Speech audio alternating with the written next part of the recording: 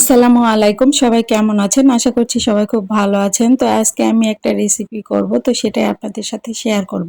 এখানে দেখতে পাচ্ছেন ব্লেন্ড করে নিয়েছি তিল। তো এই তিল দিয়ে আমি আজকে একটা রেসিপি করব। তার জন্য আমি সিদ্ধ ডিমগুলো ভেজে নিব। এখানে ডিমগুলো দিয়ে দিয়েছি। কালার আসার জন্য এখানে পরিমাণ মতো আমি হলুদ গুঁড়ো দিয়ে দিব। আর হলুদ গুঁড়ো দেওয়ার পর একটু সুন্দর করে ভেজে নিয়ে তারপর আমি এগুলোকে নামিয়ে নিব।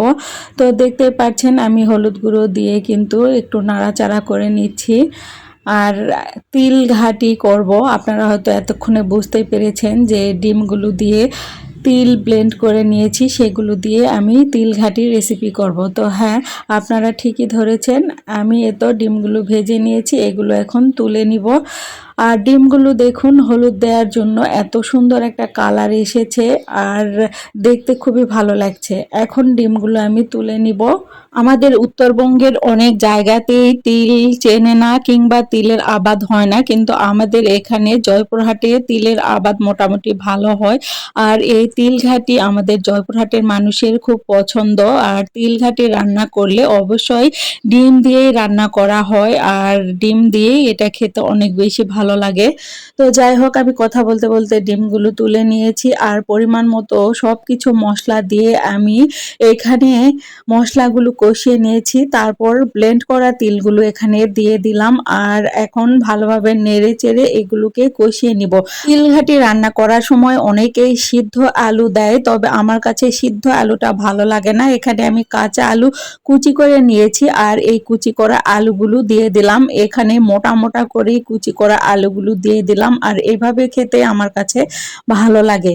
তো যাই হোক, আপনারা কারা কিরকম করে এই তিলঘাটিটা রান্না করেন কমেন্ট করে জানিয়ে দিবেন।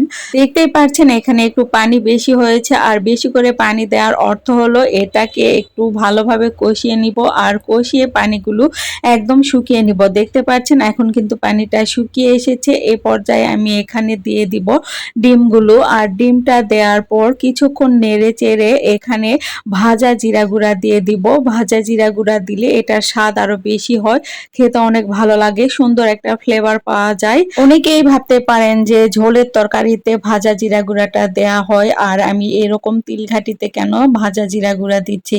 আমার কাছে এভাবে ভাজা জিরা গুঁড়াটা দিলে ভালো লাগে, তাই আমি দিয়ে দিচ্ছি। আর আপনাদের কারো কাছে ভালো নাও লাগতে পারে, এটা যার যার মনের ব্যাপার। আর রান্নাটা একটা আর্ট, এটা এক একজন এক একভাবে করে, আর রান্নাটা কে কিভাবে করবে সম্পূর্ণ তার নিজের ব্যাপার। তো যাই হোক, কথা বলতে বলতে কিন্তু আমার রান্নাটা হয়ে গিয়েছে। ডিম দিয়ে তিলঘাটি রেসিপিটা আমার কাছে খুবই পছন্দের। আমি অনেক সময়ই এই রান্নাটা করার চেষ্টা করি, খুব পছন্দের রান্না বলে, খেতে অনেক ভালো লাগে। আর আপনাদের কাছে কেমন লাগে অবশ্যই কমেন্ট করে জানাবেন। আর কার কোন এলাকায় এই তিলগুলো আবাদ হয় বেশি সেটা কমেন্ট করে জানাবেন। কোথা থেকে ভিডিওটি দেখছেন কমেন্ট করে জানাবেন। আল্লাহ হাফেজ।